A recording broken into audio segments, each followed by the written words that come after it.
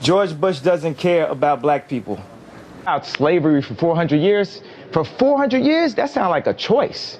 On home designs and looking at references from 3,000 years ago and reading the Old Testament at the same time. So it's like a soundtrack to the visuals of the shapes and the ideas and ideals of what we're creating. Well, child, having to listen to Kanye rant while trying to find clips for this video has been exhausting. Hey, Rubies, let's go ahead and get into the video. Today, we're talking about the artist masculine archetype.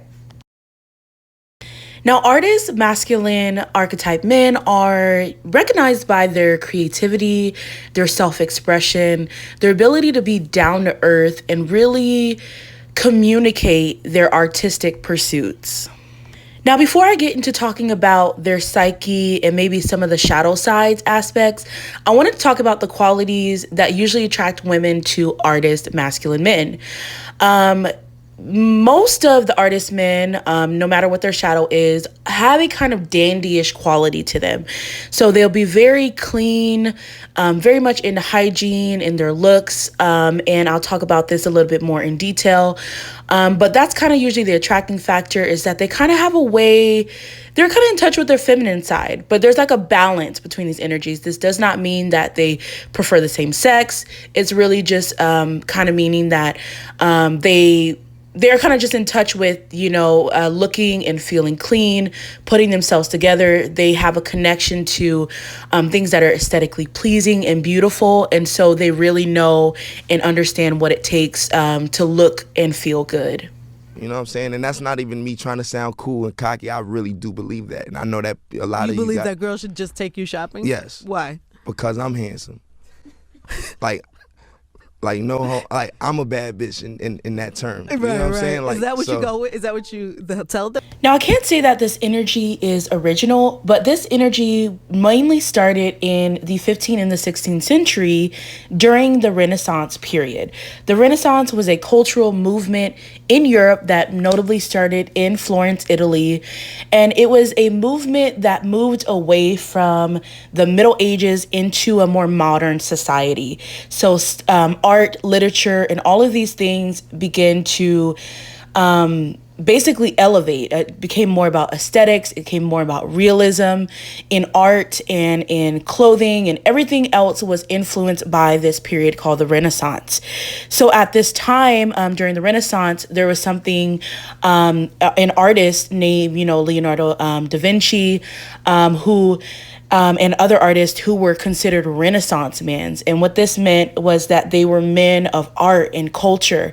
They were cosmopolitan. They were into aesthetics, and they were tastemakers. And so I noticed this quality about artist men, not only in their work, but in the kind of women that they attract, the kind of women that they look for.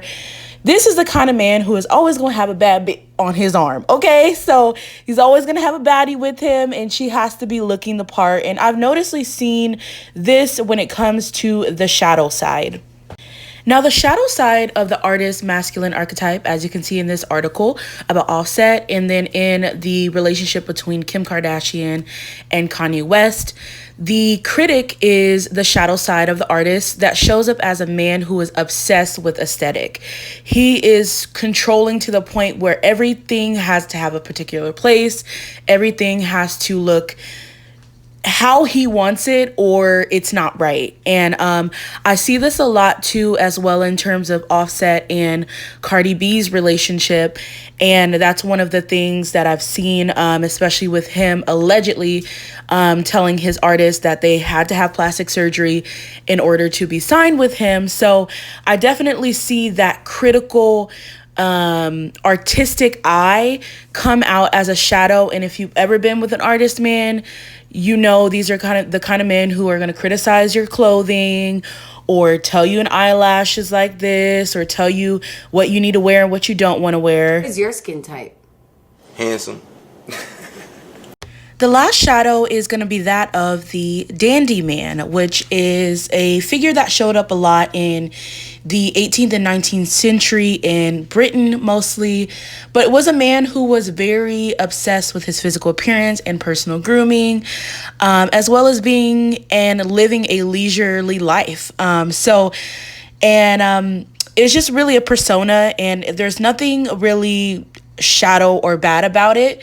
But I would say that women who are particularly going to be attracted and be okay with this kind of man is definitely going to be a maiden woman who her and the dandy will probably have like this endless fun relationship. The queen woman will also be able to put up with his endless amount of criticism because she's already going to be at the top of her game. She's never going to walk out the house looking crazy. So a queen woman is going to be something that's going to sit right next to an artist man and really be able to, be on his level. And then lastly, the lover woman, they're going to have a fun time.